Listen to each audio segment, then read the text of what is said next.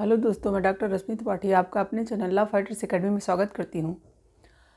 दोस्तों, आज के सेशन में मैं आप लोगों को एफआईआर के बारे में बताने वाली हूँ। तो एफआईआर क्या होता है और एफआईआर जो हमारा सीआरपीसी था पहले 1973 का, उसमें क्या एफआईआर के बारे में था, और अब जो हमारा बीएनएसएस आ गया है, जो नया क्रिमिनल लॉ जो अभी आया है हाल ही में, उसके अकॉर्डिंग जो बीएनएसएस सीआरपीसी की जगह हो गया है, उसमें क्या एफआईआर में कुछ चेंजेज आए हैं। तो क्या चेंजेज हैं, क्या नया ऐसा जो है हमें एफआईआर के बारे में बताया गया है, ये सब जानकारी आज के सेशन में मैं आपको दूंगी। देखिए, ये सेशन बहुत ही इम्पॉर्टेंट है आप सब लोगों के लिए। ज़्यादातर जो लॉ स्टूडेंट हैं उनके लिए तो है ही, और जो जनरल लोग हैं, जो साधारण इंसान हैं, उन लोगों के लिए भी एफआईआर के बारे में जानना बहुत ज़रूरी है। और जो हमारा ये नया बिल आया है, तो उसके अकॉर्डिंग जो एफआईआर में नए नए चेंजेज हुए हैं, उसके बारे में तो जानना बहुत ज़रूरी है, क्योंकि कुछ नई चीज़ें सरकार लेके आई है। तो आज की सेशन में हम लोग यही सब जानेंगे कि क्या एफआईआर में कुछ नया ऐसा जोड़ा गया है जो आम जनता के लिए कितना फ़ायदेमंद है। तो चलिए हम अपना सेशन स्टार्ट करते हैं। तो जैसा एफआईआर क्या होता है, एफआईआर होता है फर्स्ट इंफॉर्मेशन रिपोर्ट, यानी कि जब कोई संज्ञेय अपराध किया जाता है। संज्ञेय अपराध का मतलब अब क्या होता है, जो लॉ के स्टूडेंट हैं उनको तो पता ही होगा, जो जनरल लोग हैं उनको मैं बता दूं कि संज्ञेय अपराध का मतलब क्या होता है। संज्ञेय अपराध का मतलब होता है ऐसा अपराध जिसको पुलिस बिना वारंट के उस पर्सन को गिरफ्तार कर सके, यानी पुलिस को गिरफ्तारी के लिए वारंट की ज़रूरत नहीं पड़ती। तो ऐसे अपराध को संज्ञेय अपराध करते हैं। तो जो हमारा एफआईआर होता है वो संज्ञेय अपराध का ही एफआईआर कराया जाता है। तो जो हमारा सीआरपीसी था, यानी कि जो सीआरपीसी हम लोग पढ़े हैं पहले, तो उसमें क्या होता था, उसमें कोई भी अपराध के बारे में हमको क्या क्या किया जाता था, क्या क्या प्रोसेस अपराध का चलता है, इसकी जानकारी देता है। तो इसमें जो एफआईआर है उसके बारे में सेक्शन 154 में बताया गया था। तो इसमें जो बताया गया था 154 में 3 सब सेक्शन में डिवाइड किया गया था। 154 सेक्शन को 3 पार्टों में बांटा गया था। तो जो हमारा पहला था उसमें ये बताया गया था कि किस तरह से हम एफआईआर करा सकते थे। तो पहला जो एफआईआर होता था वो ओरल तरीके से होता था, यानी कि आप पुलिस को जनरली अपने बारे में, मतलब अपने एफआईआर के बारे में जो भी बातें बतानी हैं वो आप बताओ। तो पुलिस उस बात को सुन करके उसको क्या करती थी, उसका रिटन रूप में लिखती थी, और लिखने के बाद उस एफआईआर पे, ओरल एफआईआर पे आपसे साइन कराती थी।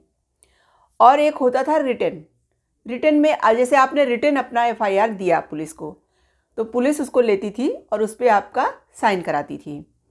अब ये सब दोनों चीज़ें हो जाने के बाद ओरल और रिटन में फिर सेकंड प्रोसेस क्या आता था, सब सेक्शन सेकंड वाला जो था उसमें क्या आता था, उसमें ये होता था कि पुलिस फ्री ऑफ कॉस्ट, यानी कि आपको कोई पैसे वगैरह नहीं देने पड़ते थे, एफआईआर की एक कॉपी पर्सन को देती है जो भी एफआईआर कराने जाता है।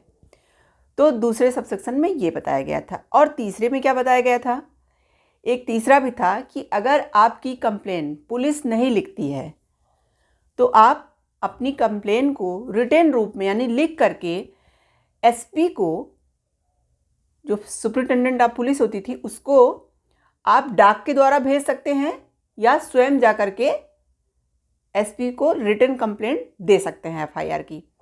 तो ये प्रोसेस बताया गया था एफआईआर में, सीआरपीसी में।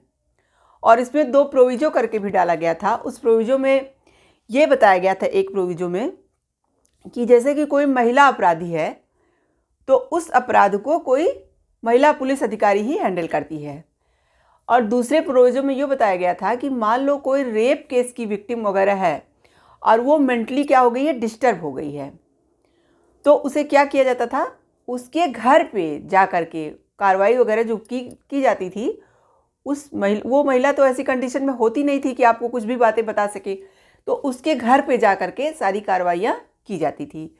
तो ये है सीआरपीसी के सेक्शन 154 में एफआईआर के बारे में, जो हमें सीआरपीसी में बताया गया था। अब हमारा जो बीएनएसएस आया है, यानी कि भारतीय न्याय सुरक्षा संहिता, ये जो आया हुआ है 2023 में, जिसको क्या हुआ, संसद में, लोकसभा में पारित भी कर दिया गया और राज्यसभा में भी, और इवन 25 दिसंबर को राष्ट्रपति महोदया ने भी इसको एकदम फाइनल कर दिया कि उनकी भी मंजूरी मिल गई।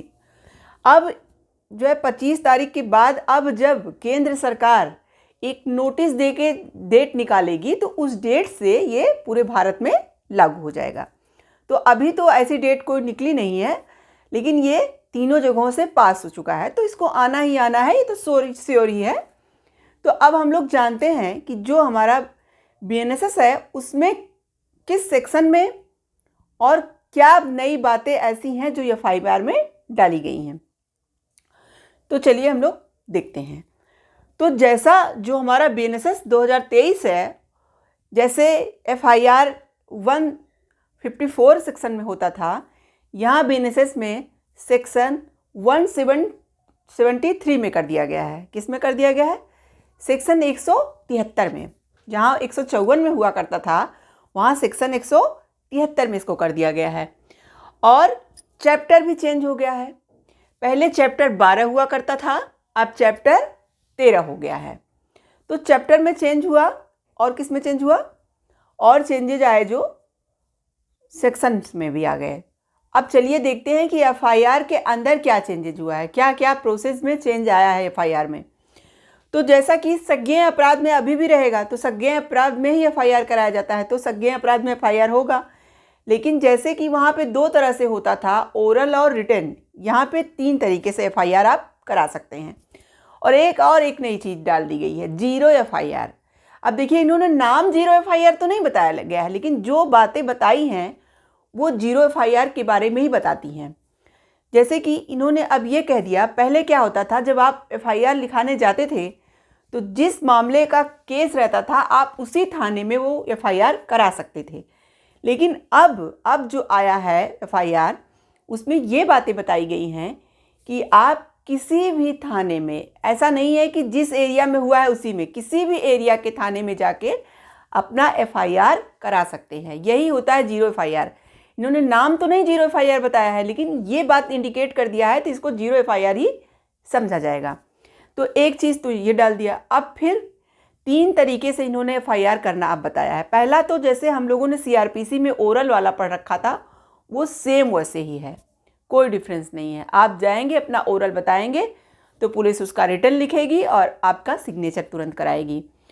अब दूसरा, इन्होंने इलेक्ट्रॉनिक कम्युनिकेशन के माध्यम से भी एफआईआर कराना बताया है।